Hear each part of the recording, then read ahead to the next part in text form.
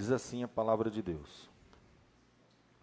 Naqueles dias foi publicado um decreto de César Augusto, convocando toda a população do império para recensear-se. O primeiro recenseamento, foi feito quando Quirino era governador da Síria. Todos iam alistar-se, cada um à sua própria cidade. José também subiu da Galiléia, da cidade de Nazaré, para a Judéia, a cidade de Davi, chamada Belém, por ser ele da casa e família de Davi, a fim de alistar-se com Maria, sua esposa, que estava grávida. Estando eles ali, aconteceu completarem-se-lhes os dias, e ela deu à luz o seu filho primogênito. Enfaixou-o, deitou-o numa manjedoura, porque não havia lugar para eles na hospedaria. Havia naquela mesma região pastores que viviam nos campos e guardavam o seu rebanho durante as vigílias da noite. E um anjo do Senhor desceu aonde eles estavam, e a glória do Senhor brilhou ao redor deles, e ficaram tomados de grande temor.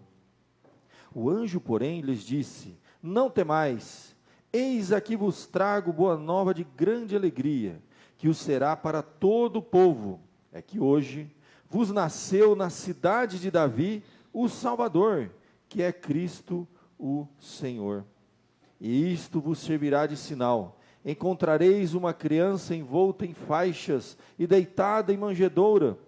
E subitamente apareceu com o anjo uma multidão da milícia celestial, louvando a Deus e dizendo: glória a Deus nas maiores alturas e paz na terra, entre os homens a quem ele quer bem.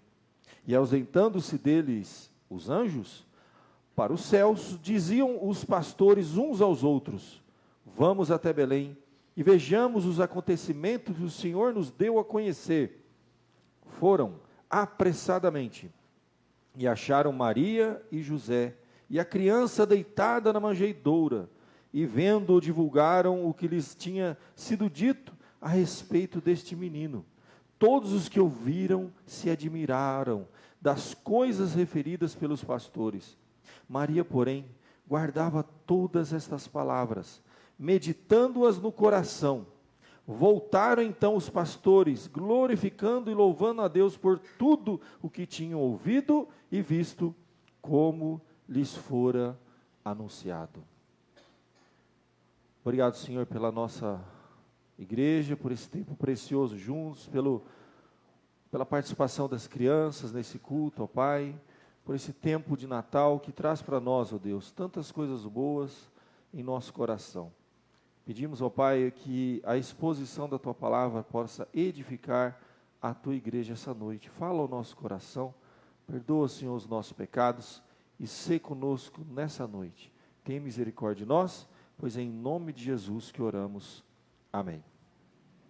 Meus queridos, eu tenho diante de mim o relato do nascimento de Jesus, capítulo 2 de Lucas, detalhado, momento histórico. Um decreto foi feito na terra, foi publicado um decreto de César Augusto, mas como nós sabemos, um decreto também veio dos céus, que fez com que todas aquelas coisas acontecessem de uma forma orquestrada, para que o menino Jesus nascesse na cidade de Belém, no tempo de Deus, na hora certa, e todos aqueles eventos, meus irmãos, decretados por Deus desde a eternidade. Houve um recenseamento. Naquela época, o pai, no caso José, tinha que ir na cidade natal, a cidade era Belém, e a fim de alistar-se com Maria, sua esposa, que estava grávida. Imagina ali uma jovem, por volta dos 17 anos, fazer essa longa viagem. Chegando lá, aconteceu, muito provavelmente devido até o desgaste, o cansaço da viagem. A Bíblia diz que, estando eles ali, assim que chegaram, aconteceu completarem-se-lhe os dias. Muito provavelmente, como nós até comentamos no domingo passado, a palavra de Deus nos fala dessa chegada de Jesus na cidade de Belém. Em seguida, ele é enfaixado, deitado numa manjedoura, porque não havia lugar para eles na hospedaria. Nós estamos falando da noite, do momento do nascimento de Jesus. É certo de que depois de um tempo, a palavra de Deus nos diz que eles permanecem naquela cidade, e depois eles vão para outra hospedaria melhor. Tanto que os magos que vêm do Oriente, foi pregado domingo passado, eles encontram Jesus não mais numa manjedoura, Jesus está numa casa, está mais bem acomodado. Aquela cena que a gente vê nos presépios, de os magos diante de uma manjedoura, isso nunca aconteceu, porque Jesus depois já vai ser dirigido por uma casa mais bem acomodado. Mas essa noite foi especial. Essa noite sim a gente pode dizer, que é a noite que Jesus, aquela cena de Jesus sendo deitado numa manjedoura, porque não havia lugar para eles na hospedaria. E ali você tem do verso 1 ao verso número 7, o evento do nascimento de Jesus. Do verso 8 em diante, tem algo muito interessante acontecendo. Eu posso dizer que do verso 8 em diante, você tem o maior culto do mundo, completo. Você vai ver que todos os elementos estão aqui nesse texto. A palavra de Deus nos diz que naquela mesma região, pastores que viviam nos campos e guardavam o seu rebanho durante as vigílias da noite, estavam lá trabalhando no campo, e um anjo do Senhor desceu aonde eles estavam. A glória do Senhor brilhou ao redor deles e ficaram tomados de grande temor. E o anjo diz: não temais, que vos trago boa nova de grande alegria, que será para todo o povo. Hoje vos nasceu na cidade de Davi o Salvador, que é Cristo o Senhor. Vejamos aqui, meus queridos, o culto precisa ter mensagem. Eu posso dizer que essa foi a primeira pregação sobre o Evangelho, sobre o nascimento de Jesus, sobre a vinda de Jesus, após o nascimento de Jesus. No mesmo dia, o culto precisa ter a pregação das boas novas, a boa notícia. E nesse culto, meus queridos, foi proferido não por um homem, não por um pregador, mas um próprio anjo enviado por Deus, vai até os anjos, e a Bíblia diz que ele desce aonde eles estavam. No culto, a glória tem que ser de Deus, do Senhor, e ali então a glória do Senhor tomou conta daquele lugar, e eles ficaram tomados de temor, e ouviram a mensagem, que é o centro, é a parte que faz com que nós possamos compreender a direção de Deus, o recado de Deus, a mensagem de Deus. Ele disse: não temem, porque eu vos trago uma boa nova agora, de grande alegria, motivo para vocês se alegrarem muito, e é para todo o povo, é que hoje vos nasceu na cidade de Davi, o Salvador, que é Cristo o Senhor. No culto tem que haver mensagem. A palavra de Deus nos diz que naquele momento, subitamente, vai aparecer com o anjo uma multidão celeste, de milícia celestial. Meus irmãos, aqui, a ideia que nós temos foi uma quantidade assim, incontável, de anjos que subitamente brilharam no céu, e ali naquele momento eles cantam dizendo: glória a Deus nas maiores alturas e paz na terra entre os homens a quem Ele quer bem. Não disse que foi o maior culto do mundo? Nós temos o louvor, cantado também não por homens, mas cantado pelos próprios anjos. Eu posso dizer que o primeiro culto foi pregado pelo anjo, foi cantado por anjos, e naquele momento uma multidão, uma quantidade incontável de anjos louva a Deus, e a mensagem cantada também é muito importante. A gente presta atenção na mensagem cantada: glória a Deus nas maiores alturas e paz na terra. Meus queridos, os homens até aquele dia viviam em guerra com Deus, separados. Agora nasce o príncipe da paz, aquele que vai fazer a reconciliação, aquele que nos dá condições de voltarmos para Deus, temos paz com Deus. A Bíblia diz em Romanos: justificado mediante a fé, temos paz com Deus, por meio de nosso Senhor Jesus Cristo. Por isso que ele canta, os anjos cantam, e devemos cantar isso: paz na terra entre os homens, a quem Deus quer bem. É a glória de Deus nas alturas que está agora trazendo paz na terra.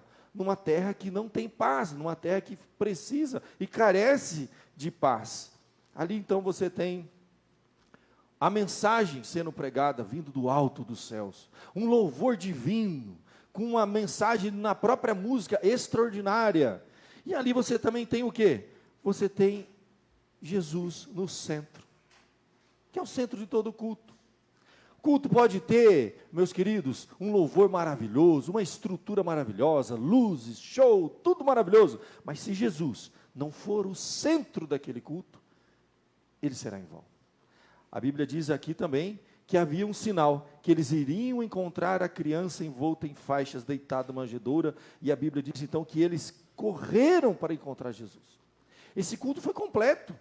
Teve a pregação do Evangelho, teve louvor cantado pelos próprios anjos, e Jesus no centro. Saíram correndo para quê? Para adorar Jesus. Jesus é o centro, é a razão de tudo aquilo, é o motivo pelo qual nós viemos a esta igreja hoje. Nós viemos adorar Jesus, ter um encontro com Jesus, ele deve ser o centro do culto e da nossa vida. A Bíblia diz que eles então, apressadamente, acharam Maria, José e a criança deitada na manjedoura. E é interessante que uma igreja precisa ter também pessoas, povo, gente de carne e osso, gente pecadora, de preferência, né? Porque não existe pessoas que não sejam pecadoras. Na igreja eu posso dizer que é proibida a entrada de pessoas perfeitas. A gente põe uma placa na frente da igreja e diz, proibida a entrada de pessoas perfeitas. Porque quem se acha perfeito não vá. A Bíblia não diz que ele veio buscar os doentes, que os sãos não precisam de médicos, os doentes. Eu não vim buscar justos, mas pecadores ao arrependimento. E aqui você tem. E uma categoria de pecador bem peculiar. Porque na nossa cultura ocidental, a gente não cresceu com esse contexto de pastores, né? A gente vê pastores às vezes em filmes, ou imagens bonitas, né? Aqueles pastores corados, com umas roupas bonitas, segurando a ovelha limpa, cheirosa, sabe? Aquela coisa assim que você olha, um pastor de ovelha, né? Você vai estudar na cultura, o que era um pastor de ovelha naquela época, você vai ficar um pouquinho decepcionado. O pastor de ovelha era a figura, já preguei vários domingos aqui, era uma das figuras mais desprezadas que havia naquela sociedade. Eles eram aquele tipo de trabalho que ninguém quer. É a última opção quando o cara já deu tudo errado na vida dele. O casamento deu errado, a vida profissional dele deu errado, tudo deu errado, o que ele vai fazer? Não tem mais o que fazer, ele vai para o campo. Ele vivia na marginalidade, ele vivia separado da família, da vida espiritual, religiosa, ele não frequentava igreja, ele não frequentava culto, e há uma característica muito importante e marcante para aquela época. Os pastores naquela época, que passavam as noites no relento, para aguentar aquela vida, isolados, separados, marginalizados, até mesmo desprezados, uma categoria muito desprezada naquela época, a gente tem uma ideia muito errada, né? Que era o pior trabalho que tinha já nesse período de cidades construídas, hein? As pessoas viviam nas casas, nas cidades, e eles dormiam no campo. Dormiam junto com as ovelhas nos apriscos, dormiam nas cavernas, na época em que nevava, que esfriava muito lá, eles levavam na gruta, né? A turma fala na gruta de Belém, tinha gruta também, às vezes eles entravam nas grutas, levavam as ovelhas e dormiam lá com eles. E sabe o que eles faziam? Vou contar para vocês uma coisa. O que um pescador que passa a madrugada na beira do rio, no frio, faz para se aquecer? Fala para mim, o que ele faz para se aquecer? Cachaçinha. Uma das maiores marcas de pastores naquela época, que eles eram tudo cachaceiro. Mas de longe, sabe aquele bafão que a turma...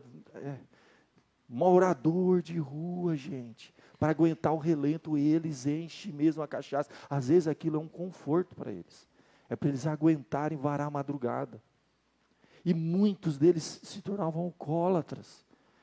Eles eram viciados. Agora, você está prestando atenção no que está acontecendo? O maior culto do mundo, a única e a primeira mensagem pregada por anjos, cantada por um coral de anjos, foi para quem, gente? Foram por os reis nos palácios, foram por os religiosos nas igrejas, nos templos que havia naquela época? Foi para um grupo de pingus que vivia lá no relento, desprezado e marginalizado. Essa é a fotografia da verdadeira igreja. Pessoas que precisam de Jesus, que precisam ser resgatados. Havia tanta credibilidade que o testemunho de um pastor de ovelha nem era aceito no tribunal.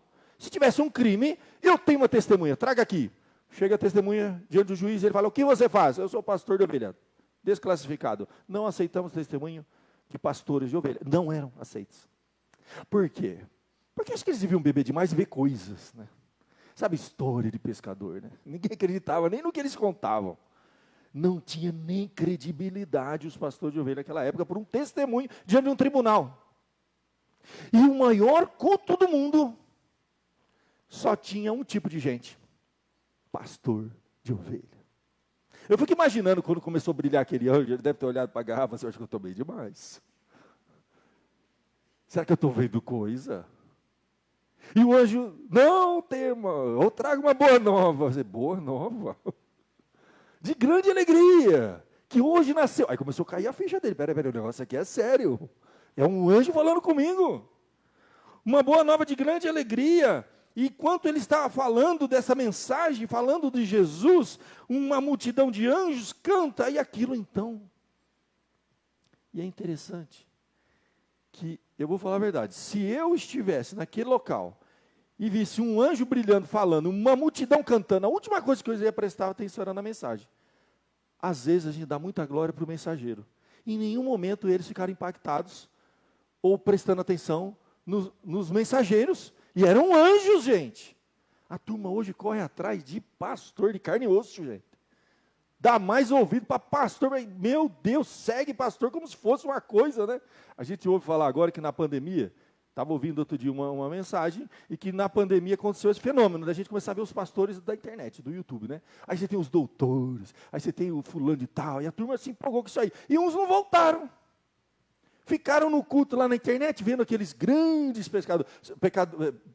Deixa eu falar uma coisa, meu irmão. Quando você ficar doente, você manda uma mensagem lá no YouTube, lá, ó. Por favor, estou aqui no hospital, vem me visitar. E espera, filho. Vai ser nós mesmo que vai. É o pastor lá da Vila Alpes, é o presbítero da Vila Alpes. Meu irmão, cuidado, não presta atenção muito na glória dos mensageiros. Aquele grupo de pastores, apesar de terem impactados, obviamente, ter levado um susto, ficaram temendo, terminou aquela confusão toda ali. A Bíblia diz que eles assim, um incentivando ao outro, que isso é igreja, gente. Você tem o primeiro perfil de igreja se motivando um ao outro.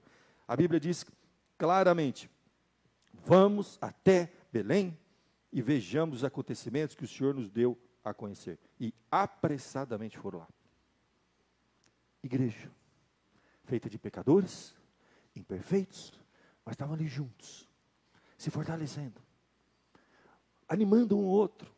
Não havia ali individualidade, havia um grupo, uma comunidade já. Eles dizem uns aos outros, a Bíblia diz. Diziam os pastores uns aos outros, não gente, vamos, olha, vamos prender aqui as ovelhas no aprisco, vamos segurá-las aqui, vamos tudo correndo lá para Belém, precisamos ver esse negócio aqui. E um incentivou, não vai ficar ninguém para trás não, bora. E aquele grupo, primeira igreja formada na terra, após o nascimento de Jesus, é uma igreja feita de alcoólatras, pinguços, cachaceiros, desprezados, rejeitados, que viviam deitados no relento, cuidando de pastores, de ovelhas, pastores lá, que não tinha nenhuma credibilidade, totalmente separados, marginalizados pela sociedade da época. E era formando assim, Deus estava, a primeira igreja na terra, um grupo de pastores, que foram fiéis, acataram a mensagem, corresponderam, apressadamente foram lá ver Jesus, se animaram uns aos outros, e aqui você tem o maior culto do mundo, e é a primeira igreja da história, formada por pastores de Belém.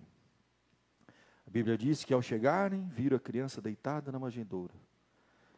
Dali, outra marca que a gente tem aqui, eles eram evangelistas. A Bíblia diz que divulgaram o que lhes tinha sido dito a respeito desse menino.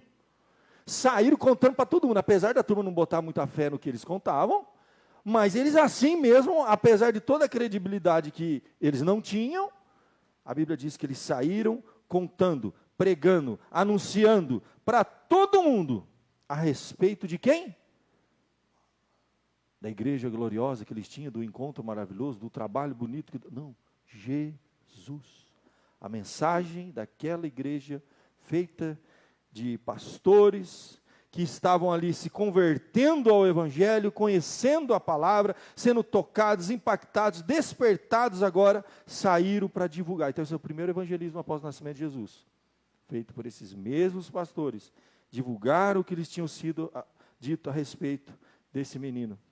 E a Bíblia diz que Deus foi com eles, e confirmou a mensagem, o evangelismo deles, que saiu na cidade espalhando para todo mundo, porque a Bíblia diz que todos que ouviram, se admiraram dessas coisas, referidas pelos pastores. E Maria, vendo toda aquela cena, a Bíblia diz que guardava todas essas palavras, meditando-as no coração.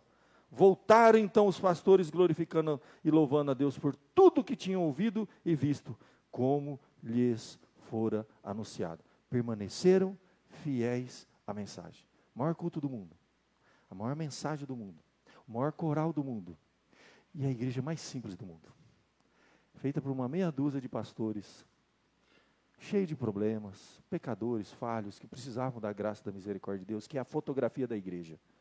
Toda a glória é da mensagem, não do mensageiro. Toda a glória é do Senhor que enviou os anjos, a mensagem, Jesus, culto completo, Jesus no centro, alma se convertendo, testemunho sendo dado, pregação do Evangelho, maior culto do mundo, primeira igreja da terra. Nós estamos mais uma vez celebrando o Natal, o mês todo, né? Domingo que vem tem mais, vamos continuar celebrando, cantando, mais cantata, mais louvor aqui, mais mensagem de Natal, mas nessa noite, que já estamos antecipando aí 2 semanas do Natal, quem sabe não é a oportunidade de você, nesse culto, que o pregador não é um anjo, quem vai cantar também não são anjos, a única semelhança que existe, que todos nós, assim como aqueles pastores, carecemos da glória de Deus, pecadores que precisam da graça e da salvação de Jesus. E a grande mensagem continua sendo dita, vos anuncio a mensagem de grande alegria, a boa notícia, a boa nova, o Evangelho. O significado do Evangelho é isso, a boa nova, que nasceu em Belém, Jesus. Isso é para todos, não há discriminação. Amém? Vamos orar? Enquanto o louvor vem à frente, nós vamos ter uma última música e em seguida encerraremos com a cantata das crianças. Pai amado, graças te damos por esse momento tão precioso, em que podemos celebrar o Natal.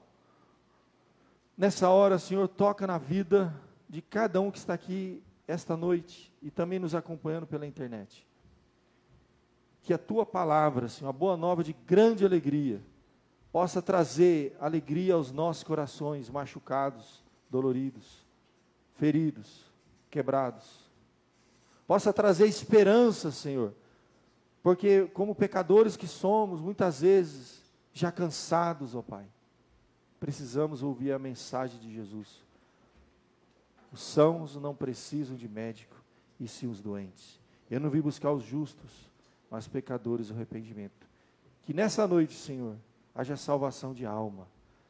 Que todos nós pecadores possamos nos render a esse que veio nos buscar, dando exemplo disso, anunciando primeiramente para um grupo tão desprezado, complicado, cheio de problemas, homens que estavam entregues, Senhor, a uma atividade muito difícil naquela época, muitos já entregues aos vícios e precisavam de uma libertação. Ajuda-nos, ó Pai, a continuar anunciando esta mensagem, o Evangelho da salvação, para todos aqueles que precisam, que carecem, em nome de Jesus que nós oramos. Amém.